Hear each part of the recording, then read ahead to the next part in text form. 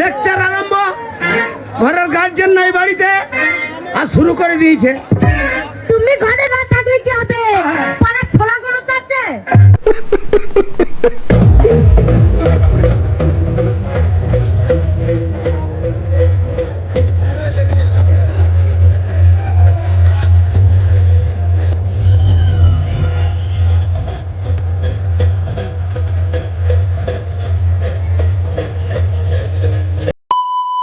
So good morning guys. তো কেমন আছো সবাই? আশা করি সবাই খুব ভালো আছো, আর আমিও অনেক অনেক ভালো আছি। তো চলে এসেছি তোমাদের জন্য নতুন একটা ব্লগ নিয়ে। তো তোমরা আশা করি টাইটেল টেলার থাম্বনেল দেখে বুঝে গেছো। তো চলো আজকে আমি কী করি না করি সবটাই তোমাদের সামনে শেয়ার করব। আর ভিডিও শুরুতেই বলছি, তোমরা এখনও যারা যারা চ্যানেলটিকে সাবস্ক্রাইব করনি তাড়াতাড়ি চ্যানেলটিকে সাবস্ক্রাইব করে আমার পাশে থেকো। আর যারা ফেসবুক পেজে থেকে ভিডিওটা দেখছো, পেজটিকে ফলো করে ভিডিওগুলো অনেক বেশি শেয়ার করবে। তো এখন ঘড়ি কাটায় বাজে সকাল 10টা। তো আমি ঘুম থেকে উঠেছি প্রায় 9:30টার সময়।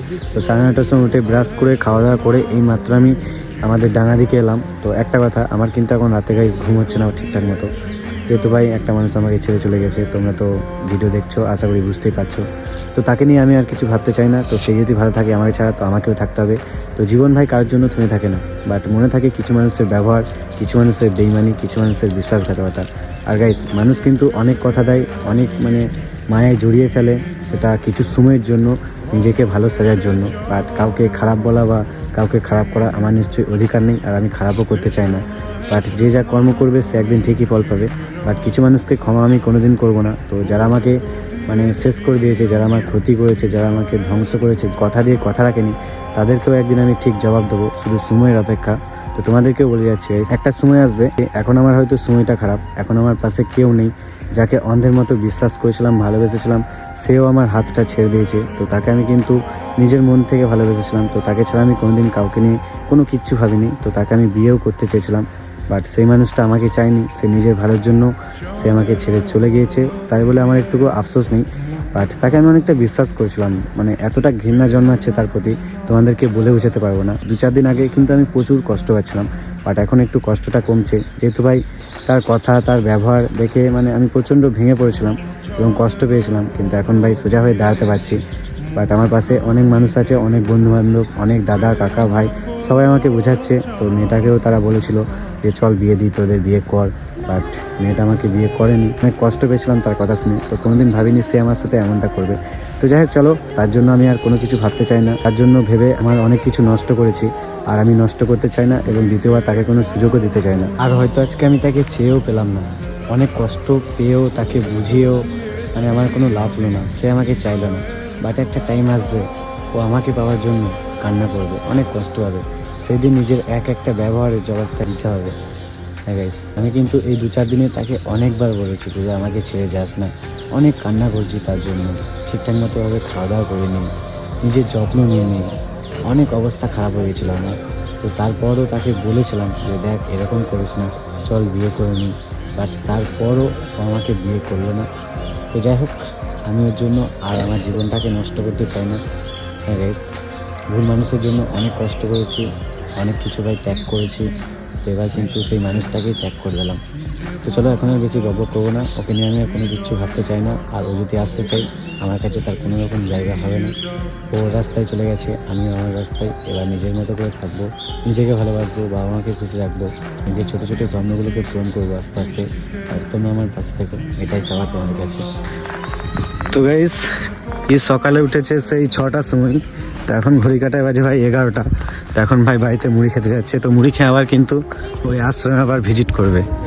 তো অলরাইট গাইস, আমিও কিন্তু এখন বাড়ি চলে এসেছি। তো আমি কিন্তু ঘুম থেকে উঠে সকালে মুড়ি খেয়েছিলাম। তো কালকে রাত্রে মা কিন্তু পিঠা বানিয়েছিল, তো আমি কিন্তু খাইনি। সেই সকালে মুড়ি খেয়েছি, আমার খিদে পেয়ে গেল, তাই এখানে নিয়ে নিয়েছি 2টো পিঠা নিয়েছি, আর এটা হচ্ছে জিলাপি, আর এটা হচ্ছে বুন্দে গাইস। তো কালকে কিন্তু মা বানিয়েছিল বুন্দে, আর এই জিলাপিটা পরশুদিন মেলা গেছিলাম আমরা, তো ওই মেলা থেকে 1 কেজি এনেছিলাম। তো চলো ফটাফট খেয়ে নিই, তারপর কী করি না করি সবটাই তোমার কাছে শেয়ার করবো। 2 hours later.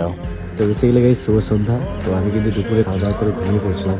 তখন ভাই সন্ধ্যে 6:30 বাজছে। তো আজকে যাবো কিন্তু আমোদপুর মেলা। তোমরা তো অনেকেই জানো আমোদপুর নেতাজি সুভাষ মেলা চলছে। তো চলো আজকে বন্ধুরা, দাদারা সবাই মিলে যাবো। তো অনেক মজা হবে ভিডিওতে, চলো দেখতে থাকো।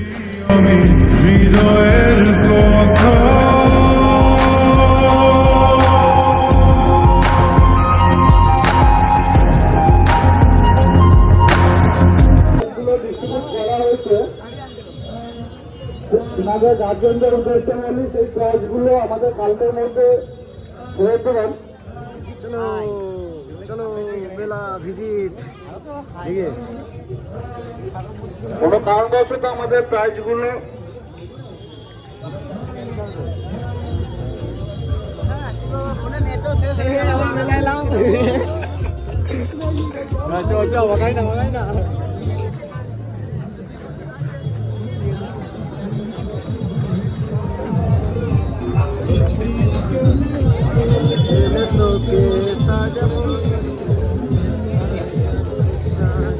মোগলা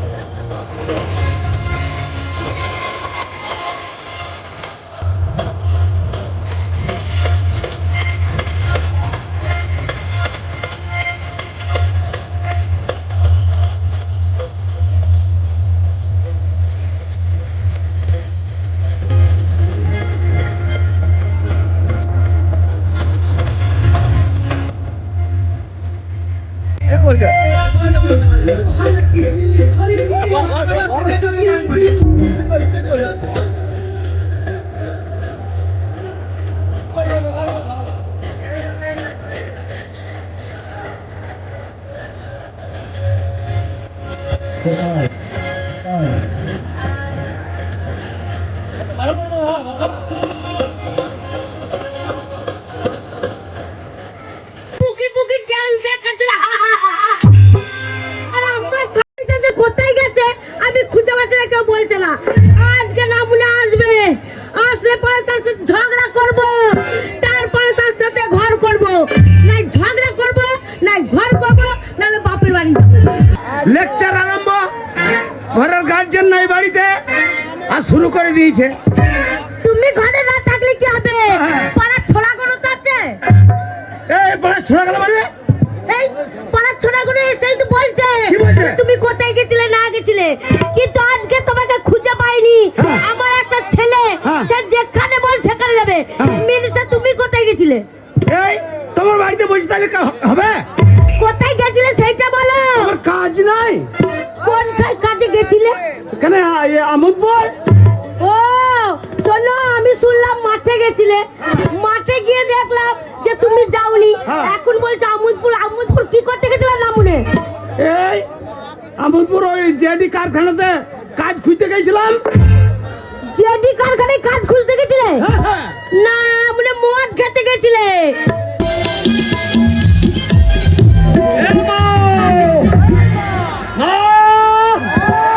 মারে দরজা খুলে দেখ তোর হাবল এসেছে। দরজা খুলে দেখ তোর হাবল এসেছে। কি গো? টাকাটা কি করছে?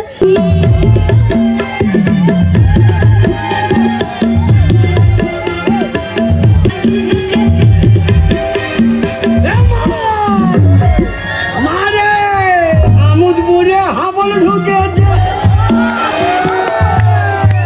এ সুপাস মেলাতে আজকে তো হাবল ঢুকেছে।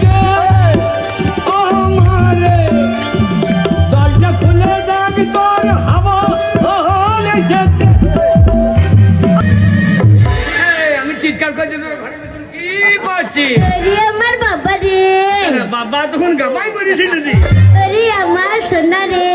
তোর সোনা, হ্যাঁ, সোনা বলি না আমুদুর মেয়েগুলো কানে করে ঝুলি মেজে দেবে। ওই দেখ মেয়েগুলো আমার কানে পুঁ যাচ্ছে, এই গন্ধই মরে যাবো রে। ওরে আমার মানিক রে, এ মানিক লাই খানিক রে। ওরে আমার ধন রে, ধন রে, ধন রে। না তোর ধন নয়, আমি বাবার ধন। ওরে তা নয়, তুই 7 রাজার ধন, এক মানিক। সবাই বাবার নাম করে, তোর নাম করে কেউ? আরে বলে অমুকের বেটা। তাই তো বলবে, কিন্তু তুই আমার একটা ছেলে। হ্যাঁ। শুনলি শোন, কে? এই দেখ কে? তুই কোথায় গেছিলিস? কেন রে? তোর বাবা হ্যাঁ। তোকে খুঁজতে গেছিল, এ পাড়া সে পাড়া, টো টো টো টো করে খুঁজে পাইনি। হ্যাঁ। তোর বাবা ঘরে এসে ব্যাগ রেখে পক হয়ে গেছে। তো গাইস এখন আমি মেলা থেকে বাড়ি চলে এসেছি। তো এখন ঘড়ি কাটায় বাজে গাইস রাত্রি 2টো। তো অধীর মণ্ডলের পঞ্চরসও ছিল, একটু দেখলাম, তারপর মেলাতে ঘোরাফেরা করলাম। তো ভাই বাড়ি আসতে অনেক লেট হয়ে গেল। তো চলো এখন আমি ঘুমাবো। তো ভিডিওটা আবার সকাল থেকে কন্টিনিউ করছি। তো bye bye. The next day. Okay guys, good morning. তো কালকে রাত্রে আমি 2:30টার সময় ঘুমিয়েছিলাম। তো এই মাত্র আমি ঘুম থেকে উঠলাম। তো এখন ঘড়ি কাটায় বাজে ভাই সকাল 11টা। তো দুপুর হতে যাচ্ছে। তো উঠেই মুড়ি খেয়ে আবার বাবা বলছে যে গ্যাসটা ভরে নিয়ে আয়। তো আমি কিন্তু আমার স্কুটিটা নিয়ে আর গ্যাস আদিরপাড়া যাবো এই গ্যাসটা ভরতে। তো আর একটা কথা গাইস, তোমরা এই স্কুটিটা দেখছো, এই স্কুটিটা কিন্তু মানে আমরা সেকেন্ড হ্যান্ড কিনেছিলাম, আমরা কিন্তু স্কুটি কিনতে চাইনি। তো বাবা একজনের জন্য স্কুটিটা নিয়েছিল। তো এই স্কুটিটা কিন্তু আজকে গাইস বিক্রি করে দেবো। তো বিক্রি করে আর একটা আমি বাইক নেব। তো বাবা বলছে যে ফালতু স্কুটিটা রেখে লাভ নেই, স্কুটিটা বিক্রি করে দিয়ে আর একটা তোকে বাইক কিনে দেবো। তাই আজকে কিন্তু এই স্কুটিটা বিক্রি হয়ে যাবে গাইস। তো অনেক মিস করব, এই স্কুটিটাতে অনেক স্মৃতি জড়িয়ে আছে আমার। তো তোমাদেরকে অত কিছু খুলে বলতে চাই না, বাট এই স্কুটিটা অনেক শখের ছিল। এই স্কুটিটা কেনার পিছনে অনেক কারণ ছিল। তো যাই হোক গাইস, কিছু করার নেই। এখন আমি আদিরপাড়া যাবো। তো আগে ফটাফট গ্যাসটা ভরে নিয়ে আসি। তো আজকে হচ্ছে লাস্ট আমার এই স্কুটিটা চালানো। তো চলো গাইস।